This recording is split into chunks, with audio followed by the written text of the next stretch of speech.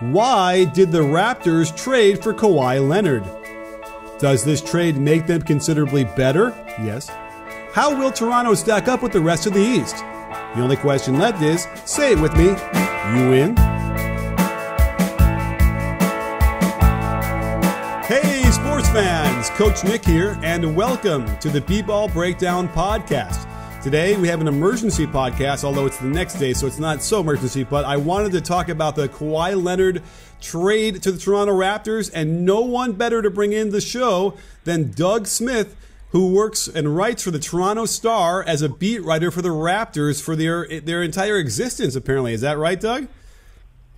Yeah, so I'm one of the world's foremost experts on bad basketball. Well, okay, fair enough. Now, luckily for you, it hasn't been bad basketball for the last, I don't know, how many years now? Is it 4 or 5?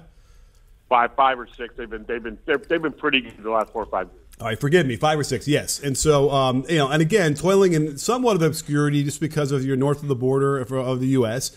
But certainly a lot of things have been going on in Raptor land. And let's go in order of interest at this point right now.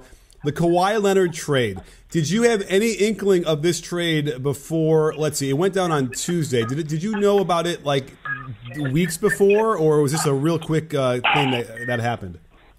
Well, no, we've known for a couple or 3 weeks that they were in it, but so was Philly, so was Boston, and so we thought were the Lakers. So, the Raptors had a package that was attractive. I don't know that a lot of people thought Boston or Philly, if they were going to trade him east, probably could do more attractive pieces, but for the price they got, the Raptors were always going to be able to offer an all-star player, young players, and a pick.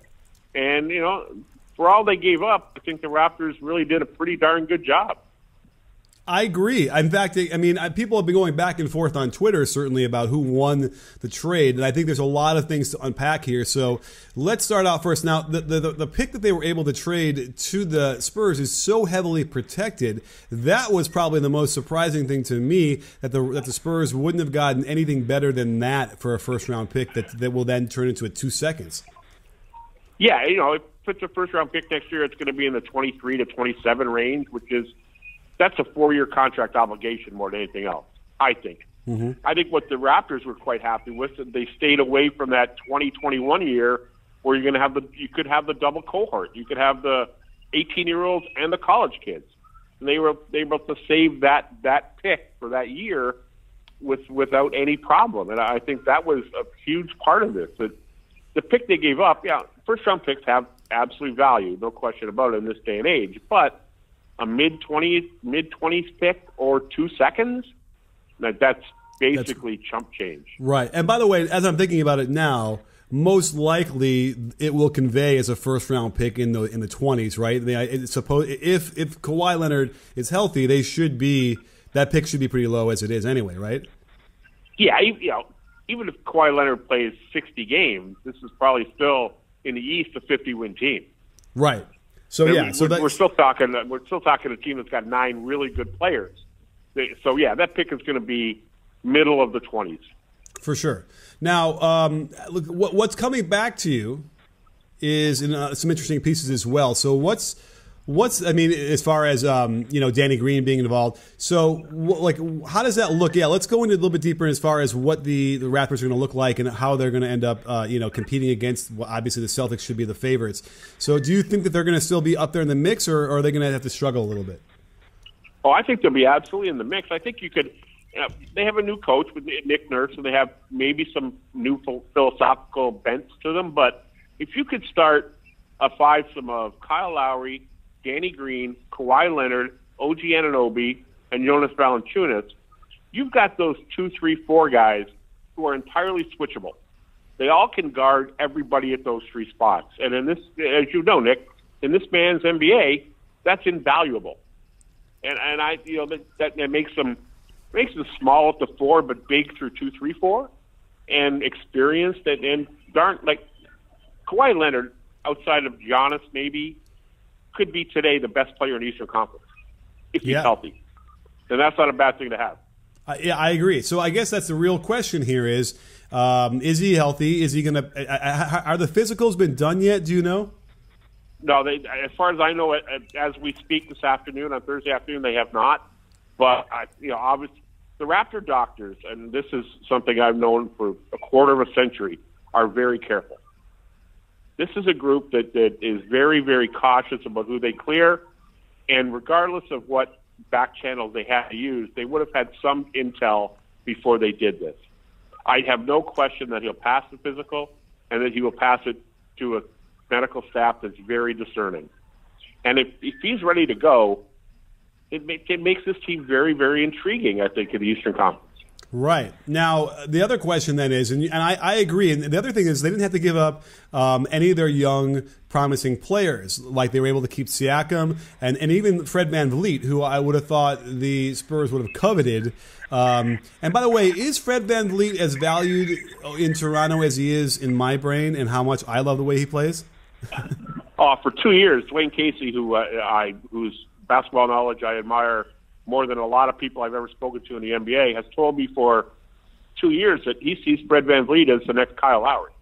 Little bulldogish kind of player, undersized but tough, just a tough kid. And nothing we saw last year when Fred played. Fred closed every close game when he was healthy, playing alongside Lowry and DeRozan. And this was a team that won 59 games. It was pretty darn good. I think Fred VanVleet is probably an NBA starter. And I think getting him for a 2-year deal, which could lead to a seamless transition when his contract and Kyle Lowry's contract are up, I think they see great things ahead for him. That's interesting, yeah. And let me think. I'm trying to picture in my head. VanVleet is probably the same size as Lowry. Because Lowry actually, to me, when I stood next to him, I was surprised that he wasn't. I don't know what they list him at, but he's not tall. So is VanVleet taller than Lowry? He might be an inch shorter, awful close, but Nick, they all lie. Right. There are 6'7" guys who are 6'5" except for hair.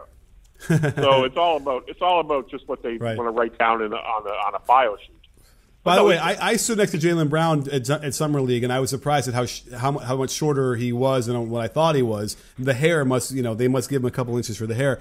But exactly. I'm kind of curious when I'm looking up VanVleet right now on the thing what they say. Anyway, I'll look it up. But so here's the thing: they're losing Pirtle, who I really liked as well, a really active big man off the bench who I would assume will continue to improve. And by the way, probably another one of those like textbook Spurs kind of players.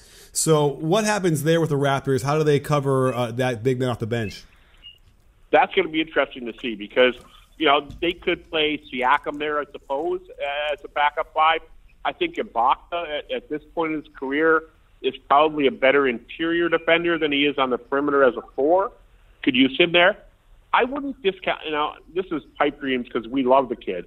I wouldn't discount the idea that they might look at Lucas Nogueira, bringing him back, who is that kind of geeky, long, crazy, athletic big man who is an unrestricted free agent because they rescinded a qualifying offer, but he's an intriguing piece to go behind Valanciunas now that Pirtle is gone.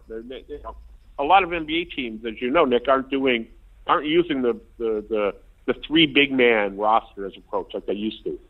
They got two centers and then a bunch of guys who are 4-5. Yeah, I could see them making a move, perhaps to see if they can get Nogueira back as that second, third big man. That actually sounds very reasonable. I don't know if there's a huge market for Nogueira either way. So, yeah, I mean, again, if he can continue to improve, then they'll have something. And I like the idea of Siakam playing center. And if he can improve any amount of his shooting, then that would really open the floor for them. And so we'll have to see this summer how he progresses on that end. But you never know. Sometimes guys come in, right, and they've I think that's the other thing is the one thing that we can kind of count on, it seems, across the macro sense of analytics is that shooting does tend to improve the longer they stay in the league. So that would be really cool. Do me some homework for me because I'm in the middle of doing a video on KAWHI in Toronto, and what I'm looking at I think is how they suffered with DeRozan in the playoffs offensively, and how maybe KAWHI should fix most of those things. So how does your mind's eye picture that happening, and obviously how that will make them better when they actually need it in the playoffs? I'm going to say this right off the top. I'm a huge DeMar DeRozan fan. I think his game is defensively, it has flaws, no question about it, but I'm a huge fan of his all-around basketball abilities. I think Kawhi beats him at a bunch of different levels. I think Kawhi might be a better two-dribble pull-up shooter than DeMar was from three-point range. I think Kawhi is a better, more versatile defender by far. Mm-hmm. And I also think that Kawhi has sort of a sneaky, athletic kind of way to find space. DeMar, I think you knew where he was going to go. I think Kawhi doesn't. You don't know where he's going to go, and he always finds the right space to go to. And I think he elevates the offensive IQ of this team a little bit. That's a great way to put it, because I feel like, yeah, DeRozan would get to a spot like in the mid-range when he'd pull up. Even last year, he would do it where it would be a tough shot and he would be able to nail it. But I think you're right. With Kawhi, the way he attacks on the catch, it's a lot harder to gauge and defend whether he's going to pull up or he's going to drive and shoot it or pull up or get all the way to the basket. So, I mean, yeah, obviously on the defensive end, there's like it seems to be a huge impact. Now, would you, being a DeRozan fan, how much weight do you want to place on his play, kind of affecting why they didn't get farther in the playoffs? I think that he might. DeMar was probably hampered a little bit by the roster he was on because they were defendable. They were predictable offensively. In a 7-game series, when you can lock in and you have a day off between games to study film and teach with video where a guy might go, they were very defendable. They were kind of predictable, and they took things away from him that were there the entire regular season because regular season is what it is. And you might be tired, you might have no video time, and no shoot around, no work. In a playoffs, you don't have that ability. And I think with a more diverse team or unpredictable team, he'd probably be a little bit better. Is Kawhi that? With Kawhi Leonard, does this team, do they win 62 games and be first in the East, or win 59 and be first in the East? And the big specter of LeBron is no longer in the Eastern Conference. That's a big thing. These guys last year, in the last 2 years, I think, were as good as Boston and better than Philly.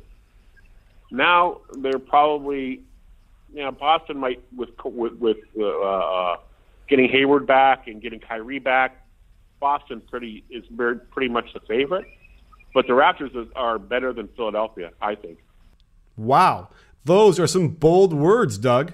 And so are 2 more words I have for you. ZipRecruiter.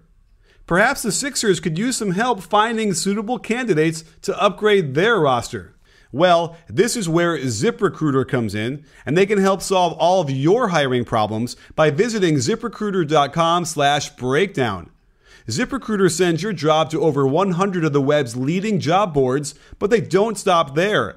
With their powerful matching technology, ZipRecruiter scans thousands of resumes to find people with the right experience and invite them to apply to your job. ZipRecruiter is so effective that 80% of employers who post on ZipRecruiter get a quality candidate through the site within the first day. With results like that, it's no wonder that ZipRecruiter is the highest rated hiring site in America. And right now, my listeners can try ZipRecruiter for free at this exclusive web address, ZipRecruiter.com/breakdown. That's ZipRecruiter.com/breakdown, ZipRecruiter.com/BREAKDOWN. So what are you waiting for? Check them out. Listen, Kawhi, I think the problem with Kawhi is because he barely played it all for a whole year, we've forgotten, right, how good he is and how good he can right. be. I think people forget 2 years ago, he would have probably one of the better offensive efficiency seasons ever. Yeah. And if he's back to that, wow. Right. And he's probably the best perimeter defender of this era. Absolutely. So it's like, absolutely. His hands were as big as a tree. Like just by that, like his reach, his length, his stuff, his ability to deflect things, disrupt things. Well, do you have by far? Yeah, go ahead. The Raptors, a long time ago, employed Doug Christie, who to me was the best defender in the Raptors franchise history. Kawhi Leonard is exponentially better than Doug Christie. That is true as well. I mean, I think by the time he got to Doug Christie, he might have even been better before he got there. But either way, so this is interesting because again, we just don't know about Kawhi. Do you have any insider information about him and how he's progressing, or maybe not insider? Hey, feel free to break some news on the podcast. But what do we know at this point about Kawhi and whether or not he's ready to play? I know that they spent most of Tuesday and Wednesday talking to Kawhi, his uncle, the people around him, and there is a level of comfort there that a lot of people don't know exists. Kawhi's okay coming here. Yeah. Kawhi, obviously, Nick, you know him, like everyone knows him. He's a quiet kid. You don't know what he's thinking because he never tells you, and he's never going to tell you. But I think in a private conversation, I'm being told by people who in the Raptor organization who've spoken to him and his people that he's okay. This isn't. It's obviously not the number one landing spot because there's a lot of issues with coming to a new country, to a new franchise, to a new conference, to a new team where you don't know anybody. But he's far more warming to the idea in the last 24 hours than he was 48 hours ago. Okay, that's good. But again, then we have to sort of picture what happens at the end of the year when his contract is up. Let's just say they get to the. I mean, is there a level or a round that they'd have to get to make sure that he will stay, or is there simply, or is he leaving either way? I think I'm not entirely convinced he's leaving every way. I would say it's 80% right now, but I think if they play into the Eastern Conference Finals and are contenders in that series, it might make it easier for a guy like Kawhi to think, okay, I'm going to take one of these newfangled 1-and-1 deals that everybody's taken. All the best players are taken out. And there's more money coming in 2020 than there is in 2019. So maybe I wait. Maybe I give him another year and see where we go. And then he does the LeBron, the KD, the 1-and-1 deal. And you maximize your earnings that way. Now, I don't know if that's possible. And, if they win 52 games and flame out in the second round, we'll see you later. But I think that's in the back of their mind here. And Masai Ujiri is fully confident in his ability to sell culture, to sell success, to sell the city, to sell the Eastern Conference. And whether that works for a guy like Kawhi, who no one knows what drives him. And I think that's the big question. I don't think people know exactly what it is that makes Kawhi energized. And they got to find that out. And they think they can. I don't know whether they can, but they got a year to figure it out. Well, they keep talking about L.A. and how he's from there and always wanted to play there. But then the rumors came out, and I'm actually, at this point, I'm just going to believe every rumor I ever hear about anything again. Particularly, they said that Pop was not going to trade him to the Western Conference. And everyone's like, well, that can't possibly be. Why would they limit themselves? But you know what? That's what happened, right? So it almost feels like anything you hear, I believe. So here's an interesting thing, and this is a little bit off of the topic, but we had Paul George not even take a meeting with the Lakers and re-sign with OKC. I think we heard that Kawhi wasn't so interested in going to the Lakers with LeBron there. I mean, does this mean something about LeBron, that he is not a magnet anymore? I think it's hard to be LeBron's teammate. I think it's impossible to be LeBron's coach. And I think that's got to factor into some people's decisions. Kyrie Irving is he's an odd duck, but he got out when he could and forced his way out. And I don't know whether I suppose the Laker mystique still exists, although they've been horsecraft for half a decade. Mm-hmm. But maybe it comes back with LeBron there. But I've also read, and I'm like you, I believe everything I read because it's on the internet, so it must be true. Absolutely. That Kawhi wants to be the number one guy, and maybe not playing with LeBron doesn't give him that opportunity. Well, hell, Kawhi would have been the number one guy in San Antonio. Yeah. Undisputed number one guy. He's not going to be second fiddle to LaMarcus Aldridge or Pau Gasol or Jonte Murray. Yeah. So, who knows what really drives him? And maybe the Lakers mystique does. Maybe he doesn't want to be with the Clippers because they're the anti-Lakers in L.A., his hometown. But I think at the end of next year, there's going to be, I think thought will creep into people's minds about, okay, maybe, for a couple of years, this might be a good spot. I agree. And in fact, it's weird to me as we wrap up that, Kawhi might have some rehabbing to do with his image. It sounds like people were a little bit upset with the way he played it out. And to me, it's a little bit strange only because, the guy was hurt. They had some trouble, with the medical staff figuring out what it was and how it should be treated. But, that to me, that's all. We never really heard Kawhi even say much at all publicly anyway. So, right, isn't it a little strange to you that he's, like, at least on the Twitter side, it does seem like people are angry with him? Oh, absolutely. I think his image has taken a beating in the last 12 months. And I think there's some rehabilitation to do there. Whether he has the personality to do that, I don't know. But I think his play on the court is vital this year. I heard a lot of people yesterday, he doesn't want to go to Toronto. He's not going to report. He's going to loaf when he gets there. Hey, if he wants $150 million next year from somebody, he's got to play. He's got to play hard. He's got to become the 2016 Kawhi Leonard instead of 2018 Kawhi Leonard. And I think anybody around him or around the game knows this. And they're going to be really interesting to see what kind of player he is, having played 9 games in a season. Well, I know I can't wait, and you're right. It's like this is irrational exuberance time, and as I'm picturing him out there with all those young guys and a new coach, which really briefly, you want to mention that, like he ran the offense last year. Is that safe to say? Yep, he did, and Rex claiming to the defense, but Nick was the offensive guy. And they shot more threes. Hell, they made Jonas Valanciunas into a 3-point threat. So there's some coaching ability there and schematic ideas that can free up guys to do stuff that makes everybody go, holy crap, I didn't know we could do that. So that might be fun this year.